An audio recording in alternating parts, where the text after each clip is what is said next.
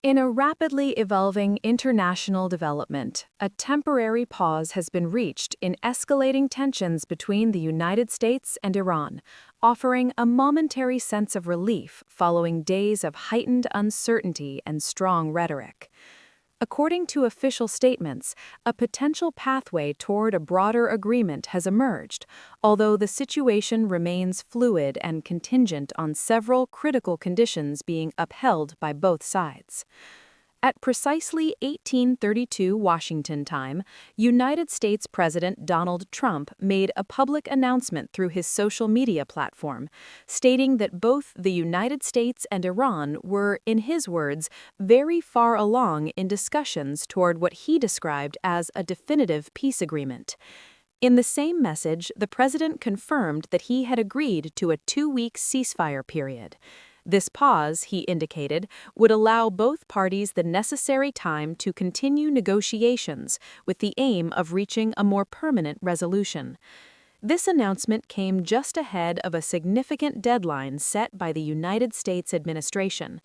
President Trump had previously indicated that if no agreement was reached by 2000 Eastern Daylight Time, corresponding to 0000 GMT on Wednesday, the United States would proceed with large-scale military strikes targeting Iranian energy and transportation infrastructure. While the ceasefire was not declared at the final possible moment, it arrived close enough to that deadline to underscore the urgency and intensity of the situation. The agreement, as outlined, is conditional. It depends on Iran also taking specific steps, including suspending its own hostilities and fully reopening the Strait of Hormuz to commercial shipping traffic. Iranian authorities have stated that they will comply with this requirement. At the same time, they have maintained that they continue to hold what they describe as dominion over the strategic waterway, a key route for global energy shipments. This temporary arrangement provides a measure of relief for the United States president, who had been facing a difficult decision. On one hand, there was the prospect of following through on earlier statements that suggested severe consequences, including a warning that a whole civilization will die tonight. On the other hand, stepping back from such statements carried the risk of undermining credibility. The ceasefire offers a pause in this dilemma, although it is widely understood to be temporary rather than a final resolution. With this development, both sides are expected to engage in further negotiations over the next 2 weeks. This period is intended to create an opportunity to work toward a lasting settlement. However, there is recognition that the process may be complex and challenging. Despite these uncertainties, early market reactions suggest a degree of cautious optimism. In after-hours trading, the price of oil dropped below the $100 per barrel mark for the first time in several days, while United States stock futures showed significant gains. These movements indicate a perception among investors that immediate risks may have eased. Just hours before this progress was announced, the outlook had appeared far less certain.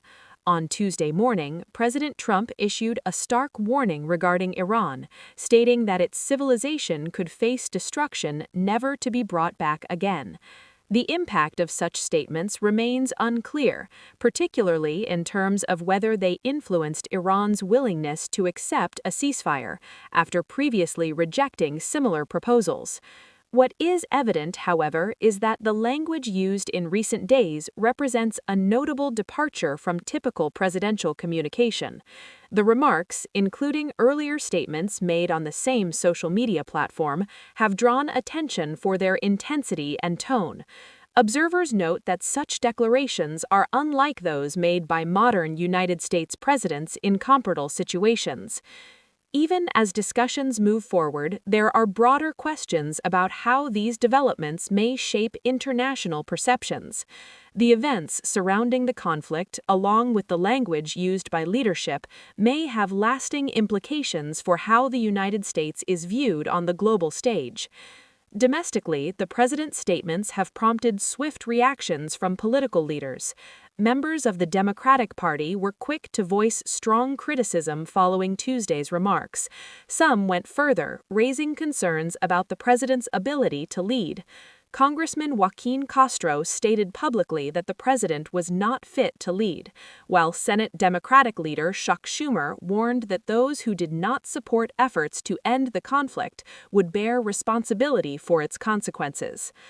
At the same time, reactions within the president's own party have not been entirely unified. While many Republican leaders have expressed support, several have openly disagreed with the tone and substance of the president's comments. Congressman Austin Scott of Georgia described the remarks as counterproductive and stated that he did not agree with them. Similarly, Senator Ron Johnson of Wisconsin indicated that carrying out the proposed military actions would be a significant mistake. Other Republican figures also expressed concern. Congressman Nathaniel Moran of Texas stated that he did not support the idea of destroying an entire civilization, emphasizing that such an approach does not align with long-standing American principles. Senator Lisa Murkowski of Alaska echoed this sentiment, stating that the president's threat could not be justified as a negotiation tactic. Despite these criticisms, the administration may point to the current ceasefire as evidence that its approach has achieved results. For a president facing declining approval ratings, increasing criticism within his own party, and economic pressures linked to rising energy costs, the pause in hostilities could be seen as a welcome development. In his announcement regarding the ceasefire, President Trump stated that the United States had met and exceeded its military objectives. According to this assertion, Iran's military capabilities have been significantly reduced. Reports indicate that while Iran's governing structure remains in place, several of its top leaders have been killed in recent bombing operations. However, questions remain about the extent to which the United States has achieved its broader strategic goals. Key uncertainties include the current status of Iran's enriched uranium, which forms the basis of its nuclear program.